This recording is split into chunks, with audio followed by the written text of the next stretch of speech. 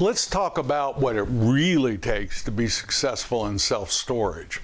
And it's not how much you know about the self-storage business.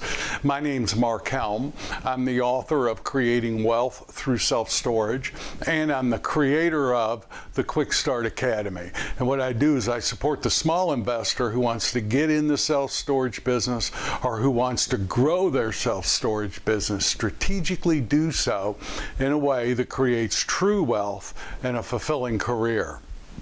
And we are in a series called What It Takes to Be Successful in the Self-Storage Business. And over the last 4 weeks, we've been talking about the mindsets that I see people who are successful have. And today we're going to talk about the last one. If you haven't seen the other ones, I invite you to watch them starting with episode 232. And let's do a real quick review. The first mindset was what I call the can-do-it mindset. In other words, relating to yourself as someone who can do something. If someone else can get in the self-storage business, so can I. I can do it. The second mindset was taking action. You don't have to know everything there is to know to take action. Some people will wait till they've got it all figured out before you take action, and if those people typically are never in the self-storage business. If you can begin to take action, put structures in place so that you will know what you need to know by when you need to know it, but that doesn't stop you from taking action today, those are the people that I see that are successful at getting in the self-storage business.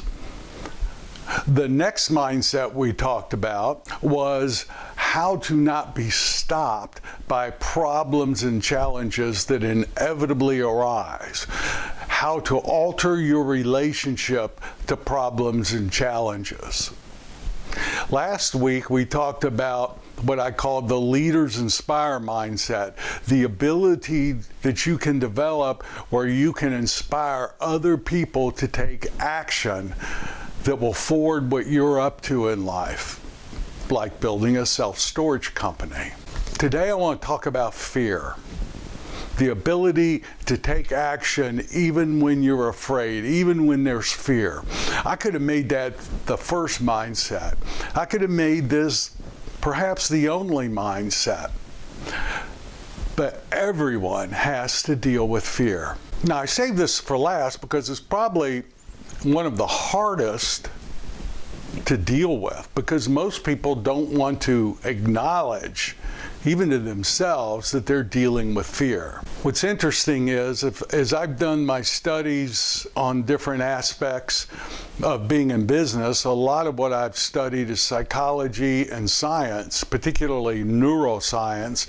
And what I've seen is the part of the brain that fires when you're in physical danger, like if a grizzly bear was coming at you right now, that part of your brain that fires the fight or flight syndrome, that's the same part of the brain that fires when you're faced with losing money.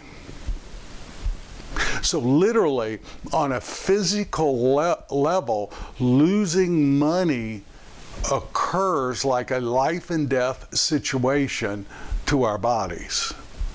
Now, intellectually, we may understand that not every deal is going to work. Sometimes you win, sometimes you lose. We can get that. But when actually faced with the prospect of losing on this deal, the way it occurs for us is it's a life and death situation. No wonder I get nervous and sweat and my palms, every time I'm at a closing and we're buying something, I get extremely scared and nervous, and it's literally a physical reaction to the prospect that maybe this deal won't turn out as good as I think it will. So here's what I know. If you're in business for yourself, you deal with fear, period. There's no way around it. Because you're a human being, you deal with fear. Now, many of the people I work with who deal with fear get totally stopped and are unable to take any action to move themselves forward. Now, they might not be aware at that moment they're dealing with fear. I mean, I've seen people actually sabotage their own getting in the business and not know about it. They need to talk to a banker before they can write a contract. They got to make sure that so-and-so's on board with them before they can take action. I'm just not sure if this is the best deal. Maybe there's a better deal out there for me. On and on. And then the deal will be gone, and I'll inevitably hear something like, well, I guess it wasn't meant to be. I'll get the next deal. And then the process repeats itself over and over again. And then the conversation is, well, perhaps this isn't the best time to get in self-storage. So here's the thing. We will never overcome fear. I don't think you'll ever overcome your fear. Why? Because it's hardwired into our brains. It's literally a byproduct of our evolution. And it's what's kept us safe. It's what actually had us evolve. But what's critical for an entrepreneur is to be able to recognize when we're being stopped by fear or when we're being stopped by something else. Now, there are a few practices that I've learned that support us in dealing with the fear that arises from being a business owner or just being in life itself. But there are a few practices you can do, simple practices, that will give you an edge up on the fear and allow you to more clearly evaluate what's going on in your life. Am I being stopped by fear, or is this really a fundamental thing going on in the market? So here's the first one. They may sound simple, but they're very, very powerful, and anyone can do them. The first one is feed your mind positive information daily. It's your thinking and your thoughts that determine what's possible for you in your life. Now, I know your first reaction to this may be a yawn or something like, here he goes again, but think about it. Fear is nothing but a thought. It's a negative thought, but it's nothing but a thought.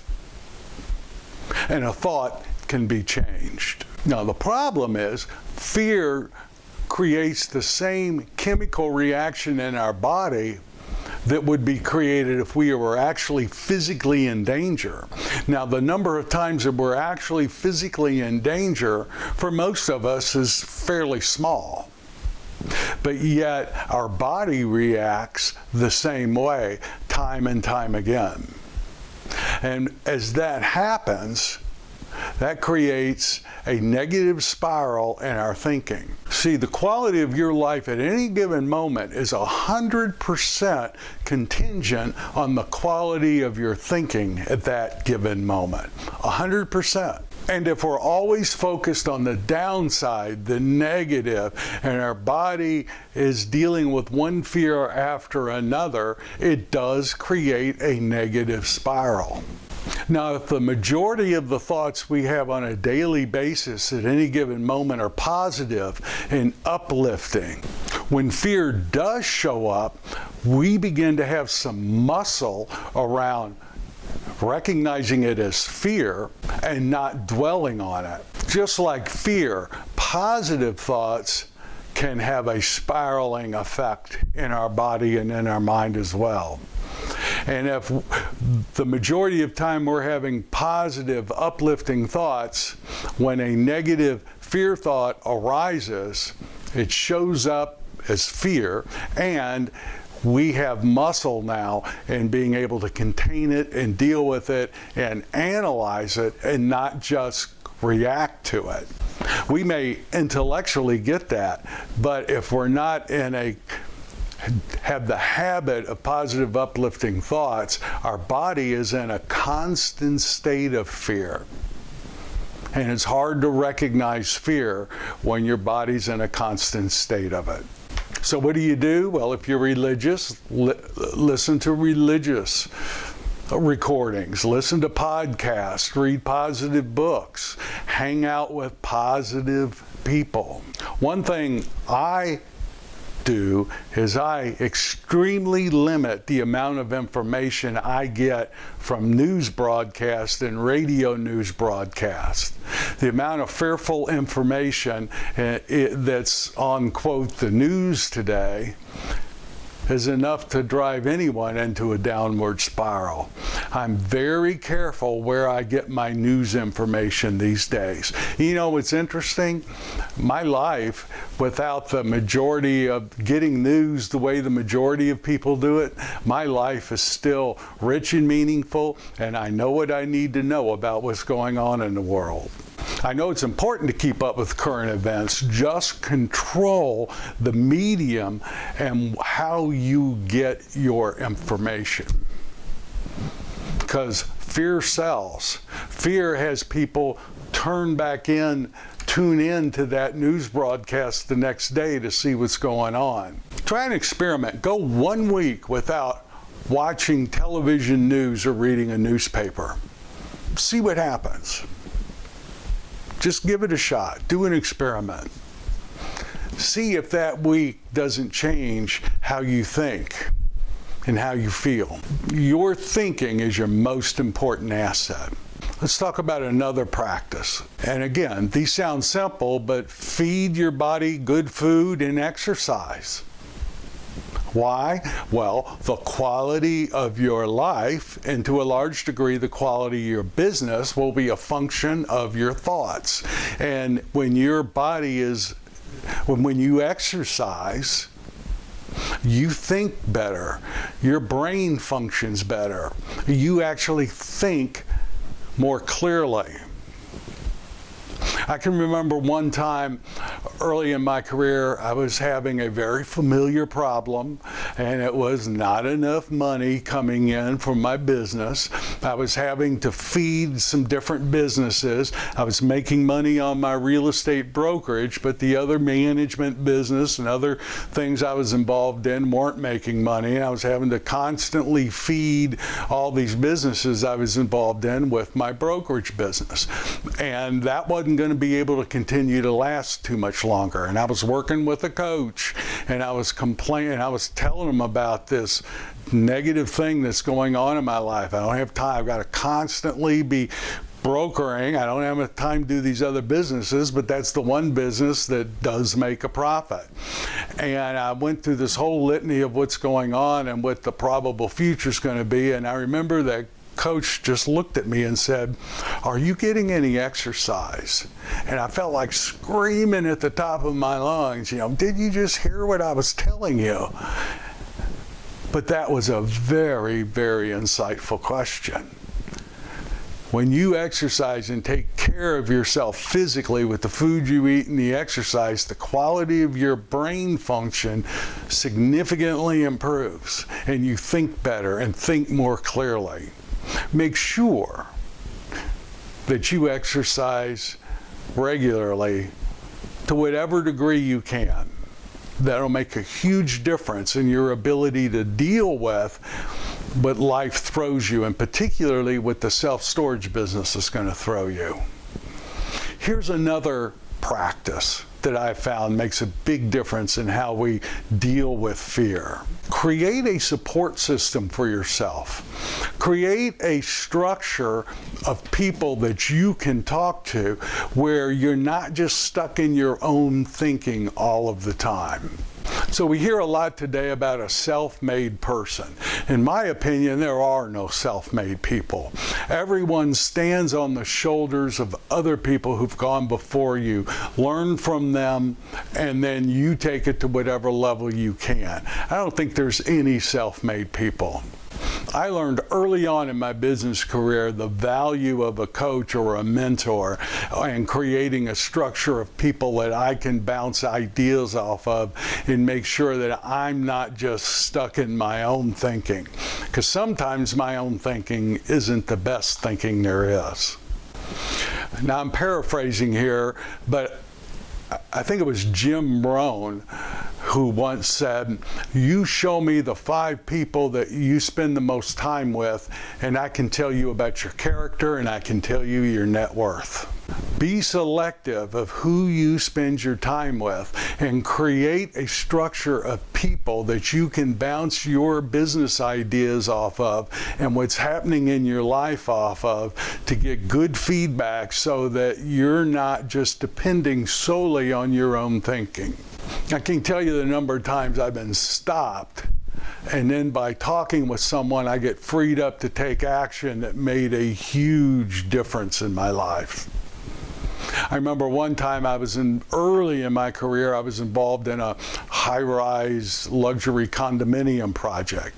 And the partners asked me to join because I had some real estate marketing experience, and at some point we were going to have to sell these condos. So there was a lot of old money in our marketplace, a lot of high net worth people in this partnership, and so there were all these, very wealthy people, and then there was me, and I was by far the youngest in the group. And mostly what I did was I sat back and I watched how rich people did business. And what happened is it was hard to get a loan. The decision was made to, early on, the decision was made to spend our equity, get the project off the ground, get some sales. That would make getting a loan easier. So we did that. But here was the problem. Everyone who would give a loan for a condominium project wanted personal guarantees. And some of the high net worth people were hesitant to do that. And I totally get it. Why? They would have 100% of the liability, but they'd only have a small percent of the profit. They'd only own, if you're a high net worth person, you own 20 or 30% of the deal. You've got 100% of the liability, but only 20% of the profit.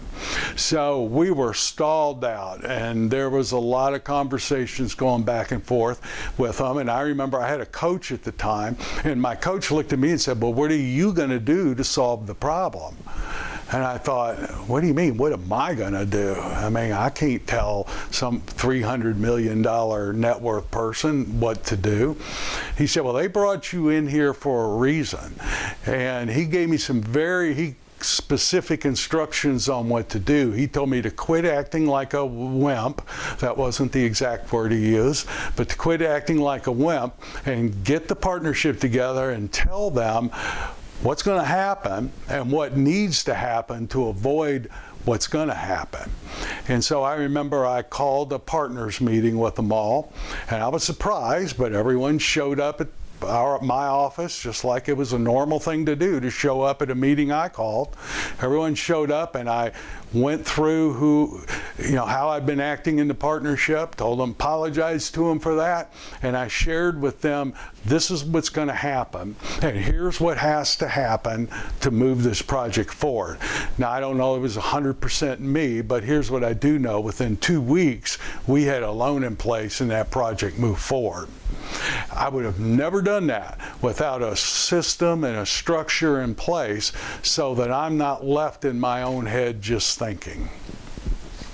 Some of those partners in that project ended up being partners with me in the storage business. So these are just some of the practices that I recommend that really strengthen you in dealing with fear. Fear is 100% in business, it's 100% mental. And the ability to mentally deal with the fear that arises for everyone is very, very important to succeed. And the people I've seen succeed are people who can deal with fear and recognize when fear's stopping them or when something else is stopping them. You put those 5 mindsets together, that will have way more to do with your success than all the stuff about self-storage I can teach you. And I will teach you a lot about self-storage. So thank you very much. My name's Mark Helm. I'm the author of Creating Wealth Through Self-Storage, and I look forward to being with you again soon.